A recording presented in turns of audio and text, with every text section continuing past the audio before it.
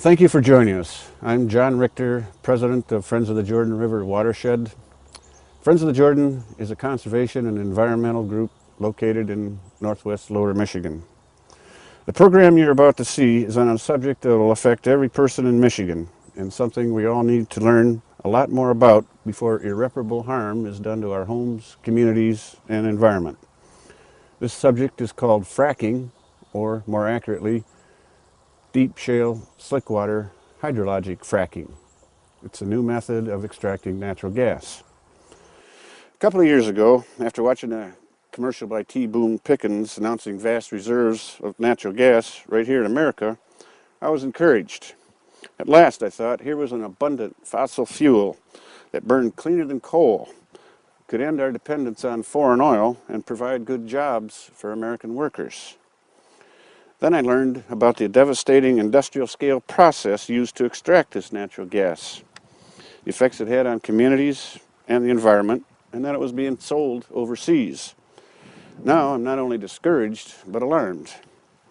We have seen the environmental destruction fracking has caused in other states, and now it's come to Michigan. We think Michigan has far too much to lose by allowing this method of gas extraction to continue. But first we need to understand how fracking works and what its true costs are. The series of videos we have prepared are segments of a 2-hour presentation by Dr. Anthony Ingrafia from Cornell University. Dr. Ingrafia is a world-renowned expert on natural gas extraction and provides us with a sound scientific explanation of fracking. This video should be well worth your time to watch. You can find much more information on this subject on our website at friendsofthejordan.org or another, don'tfrackmichigan.org. Thanks for watching.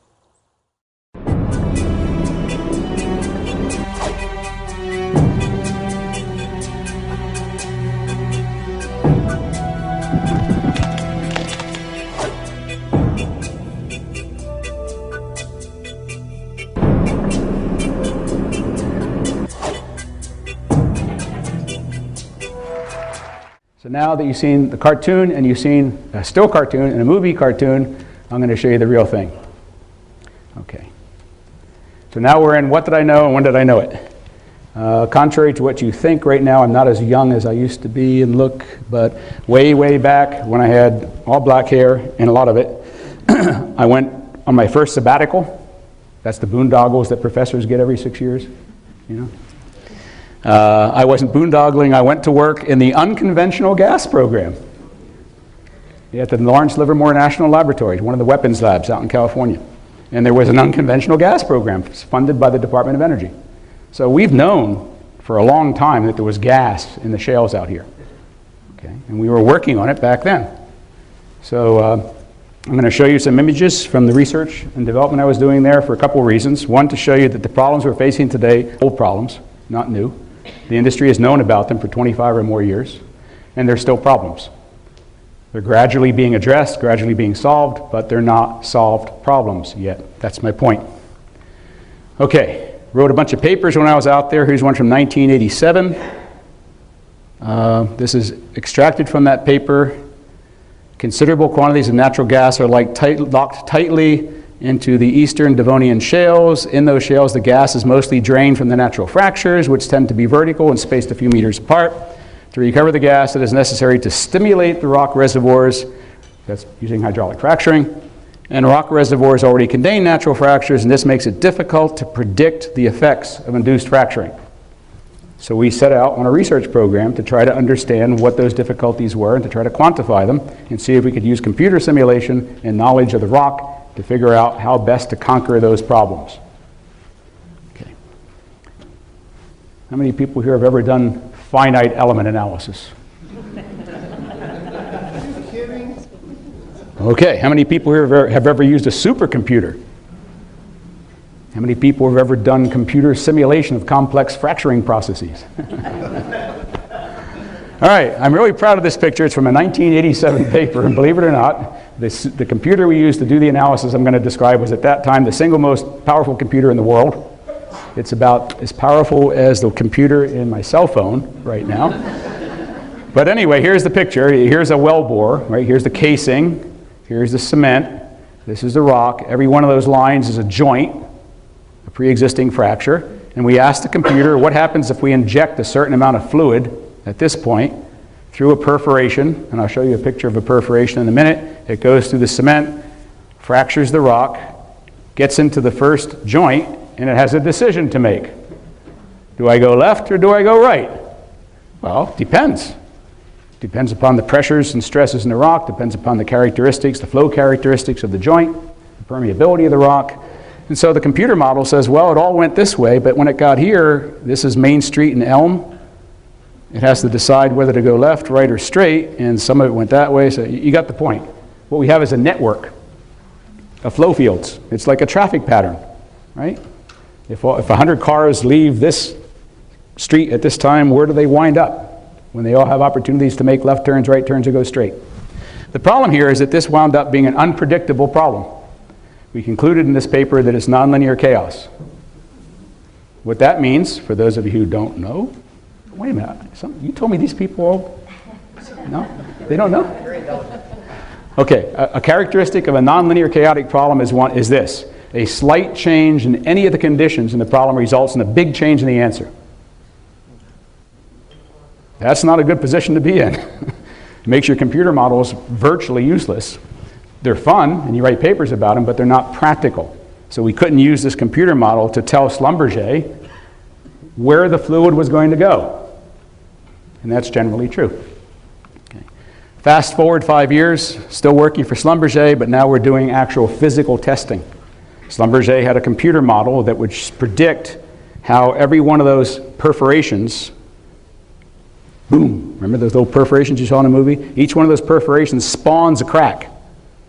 And Schlumberger had a computer model that said the cracks should start at this location, at this time, and take this shape and propagate this fast. Let's see how good the computer model is. That's called validation. It's a very important concept in engineering. Anybody can write down an engineering model or theory, and it's worth nothing unless it can reproduce what you can see. That's called the validation process. So it's always necessary to do physical experiments to show that your computer models have merit. So we drilled a hole, just like the movie said. We put a casing in it, steel pipe. We cemented the casing. We perforated the casing in the cement and the rock, and then we injected colored fluid as pressurizing hydraulic fracturing fluid to see how the cracks evolved over time. So here you go. There aren't very many people who have ever seen these things. We broke open the rock when we were done. So we broke open this big piece. And here's the casing. This gray area is the cement. Okay. These pink colored areas are fractures, natural hydraulic fractures. That hole is a perforation. Here's another one here. Here's a perforation in the cement. And there's the overall picture, and what we found out was that the computer model said that the cracks should all be semicircular or elliptical, and they should all propagate at the same rate, and we should have a symmetric result, and we didn't. But that's because we're working in a natural material, where there are variations in the properties point by point. That wasn't man-made sandstone, it was natural sandstone. So even though we could control in a laboratory all the pressures that we were applying to that block, we were squeezing it in 3 directions with the same stresses that would exist downhole. We still didn't get results that perfectly matched the computer models. Close. Okay, so computer models say that, and that's what we got. Reasonable. But that's just to show you that I work with Schlumberger. Okay, Schlumberger is still working on the same problem.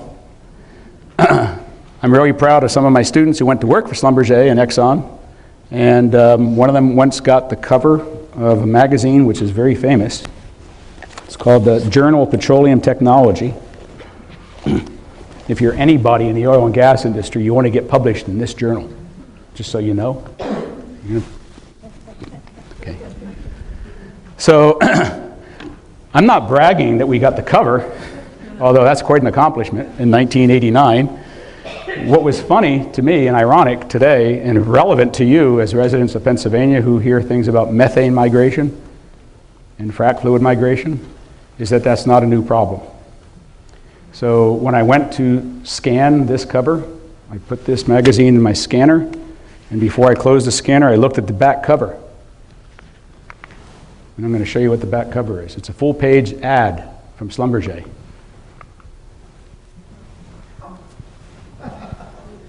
Gas migration control, a comprehensive approach. Here's your casing, here's your cement. If you got migration through the cement or along the cement bond line, you call Schlumberger, and they bring out the golden fingers. And they squeeze that cement shut so that the migration is cut off. How's that for humor? Pretty sick, huh? Anyway, the point I'm making here is this is an old problem, and it will never go away.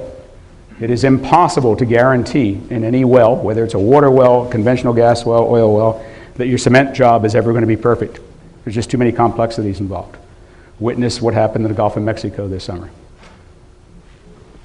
That's a multi-billion-dollar well, and they fouled it up big time because they had a faulty cement job for many reasons.